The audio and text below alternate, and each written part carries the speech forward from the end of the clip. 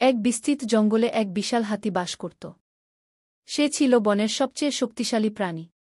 কিন্তু তার মন ছিল শান্ত আর দয়ালু। হাতিটি কখনো কারো ক্ষতি করত না। সে বিপদে সবার পাশে দাঁড়াত। এক বছর বনে প্রচণ্ড খরা নেমে এল। মাটির ফাটলে ধুলো উড়ছিল আর নদীনালা শুকিয়ে গিয়েছিল। গাছের পাতা ঝরে পড়ল, ঘাস শুকিয়ে সোনালি হয়ে গেল, প্রাণীরা তৃষ্ণায় কাতর হতে লাগল আর খাবারের অভাবে দুর্বল হয়ে পড়ল। সবাই জানত, যদি পানি না মেলে এই বন আর বাঁচবে না। হাতিটিও পানির খোঁজে বের হল। সে ভোর থেকে সন্ধ্যা পর্যন্ত হাঁটল, কিন্তু কোথাও পানির দেখা পেল না। পথে ক্লান্ত হয়ে সে এক পুরনো বটগাছের নিচে বসে পড়ল। তখনই তার মনে পড়ল, বহু আগে তার দাদু একবার বলেছিলেন, বনের পুরনো উত্তর-পশ্চিম দিকের টিলার নিচে একটি প্রাচীন জলাধার আছে, যা খরা হলেও শুকায় না। এই কথা মনে পড়তেই হাতিটি নতুন উদ্যমে পথে বের হল।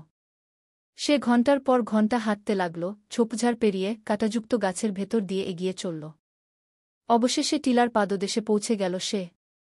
কিন্তু সেখানে পুরু পাথরের স্তর জমে জলাধারের মুখ ঢেকে রেখেছে। পানি পেতে হলে পাথর সরাতে হবে, আর সেটা সহজ কাজ নয়। হাতিটি নিজের সুর আর দাঁত দিয়ে পাথর ঠেলতে লাগল। দিনের পর দিন অক্লান্ত পরিশ্রম চলল। কখনো সে একা, কখনো বানর, হরিণ, এমনকি গণ্ডার এসে সাহায্য করল। তাদের সহযোগিতায় ধীরে ধীরে পাথর সরে গেল, আর নিচ থেকে ঠান্ডা, স্বচ্ছ পানি বেরিয়ে এল। প্রথমে হাতিটি নিজে পানি খেল, তৃষ্ণা মিটল। তারপর সুরে পানি তুলে দূরে দাঁড়ানো প্রাণীদের দিকে ছিটিয়ে দিল। খরগোশ, কাঠবিড়ালি, পাখি সবাই আনন্দে চিৎকার করে উঠল। হাতিটির এই কাজে বন আবার জীবন্ত হয়ে উঠল।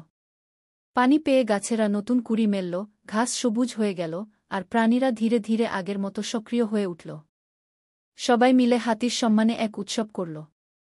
সেদিন থেকে হাতিটি শুধু শক্তির জন্য নয়, বরং তার দয়া, ধৈর্য আর নেতৃত্বের জন্যও বনের সবার প্রিয় হয়ে উঠল।